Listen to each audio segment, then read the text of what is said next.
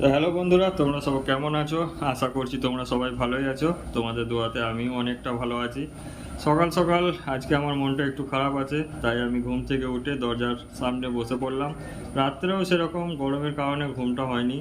তোমাদের দিকে কেমন গরম আছে ফ্রেন্ডস?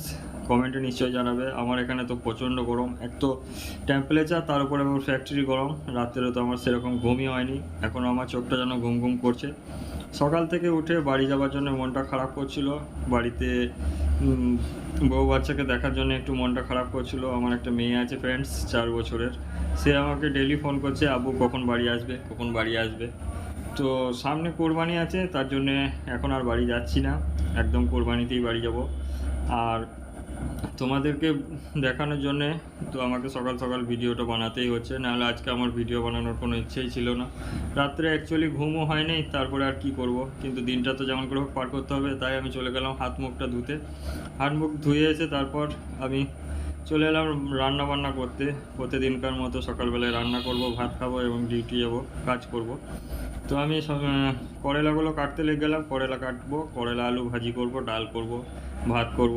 নিজেই সকালবেলায় উঠে রান্না বান্না শুরু করে দিলাম তোমাদের সাথে কথা বলতে বলতে। আর আমি আশা করছি তোমাদেরকে আমার ভিডিও ভালো লাগছে, কারণ আগের ভিডিওতে তোমরা অনেকজনাই আমাকে ভালোই সাপোর্ট করেছো। আশা করছি এই ভিডিওটাতেও করবে।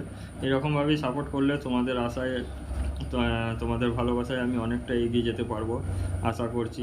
তো তোমাদেরকে ভিডিও কেমন লাগে তোমরা কমেন্টে নিশ্চয়ই জানাবে, আর কী ধরনের ভিডিও তোমরা দেখতে চাও সেটাও জানাবে।